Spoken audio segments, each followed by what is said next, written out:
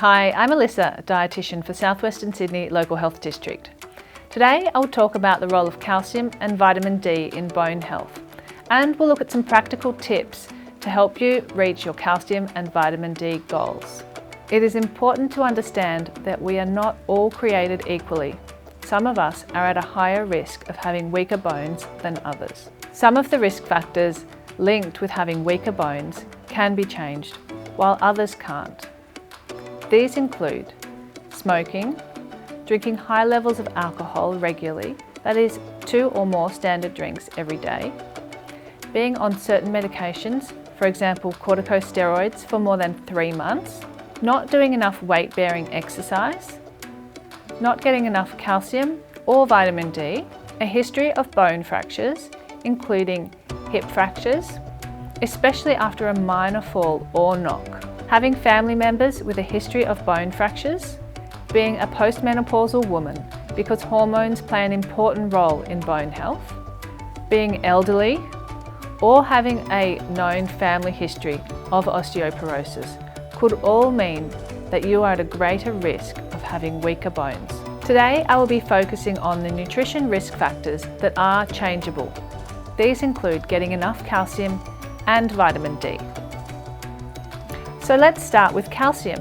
Most of the calcium in our body is stored in our bones and teeth, but we also have a small amount that circulates around our body that helps our nerves and our muscles to function properly.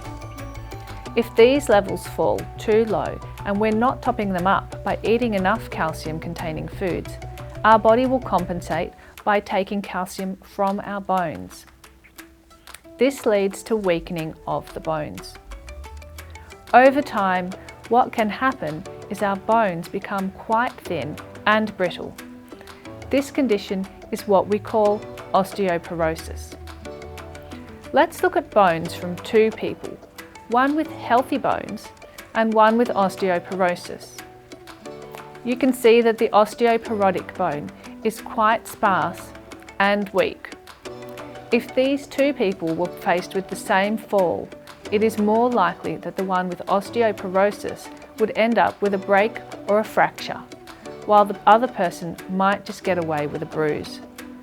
Most of the calcium is deposited in our bones during the growth phase, so this is up until the end of puberty.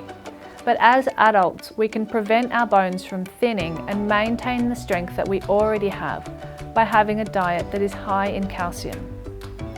Most of us know that calcium is found in dairy foods like milk, yogurt and cheese, and this is the most easily absorbed calcium for the body. But there is also calcium in other foods, such as fish with edible bones. So think about tinned salmon with bones you can crush up, herrings, anchovies, sardines, mackerel, nuts and seeds like sesame seeds and sunflower seeds, and almonds with the skin on. Dark green leafy vegetables like Asian greens, broccoli, kale, mustard greens and Chinese cabbage. Fortified foods as well can give you calcium. These don't naturally contain calcium, but it has been added in. Some good examples are soy milk, rice milk, breakfast cereals and fruit juices. For these products, always check the nutrition information panel and select the brand that has the most calcium. If you are looking at soy milk or any other non-dairy milk, look for at least 100 milligrams in the per 100 ml column. Now, calcium is optional for manufacturers to list, so if it's not there, select a different brand that does have it listed. Then you can be sure it's been added. The Australian Guide to Healthy Eating shows us how many serves of dairy we need each day. 1 serve is defined as 250 ml of milk. This could be fresh, powdered, UHT or buttermilk. 2 slices or 40 grams of hard cheese, a small tub of yogurt, half a cup of ricotta cheese, or 1 cup of fortified milk, such as soy milk. Full fat and reduced fat or skim varieties of milk, cheese or yogurt contain the same amount of calcium as one another, It is just the amount of fat that is different between these products. The equivalent of one dairy serve from our non-dairy foods would be 60 grams of sardines, about 80 grams of tinned salmon with bones, or 100 grams of almonds with skin on. The other foods that I mentioned before have quite low levels of calcium, so they are good as little top-ups, but to get a whole serve of calcium from these foods would be very difficult. To meet our calcium needs for the over 50s, men need 2.5 serves of calcium every day, and women need 4 serves of calcium every day. For the over 70s, men need 3.5 serves of calcium each day, and women still need 4 serves of calcium each day. 4 serves could look like this.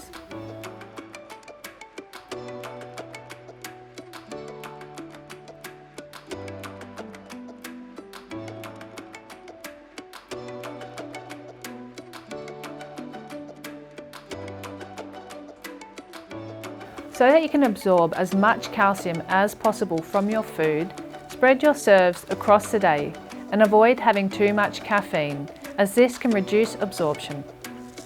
Also, check with your doctor or pharmacist if you are taking any medications, as some can influence your calcium absorption. Ensuring you have adequate vitamin D levels can also help you to absorb calcium.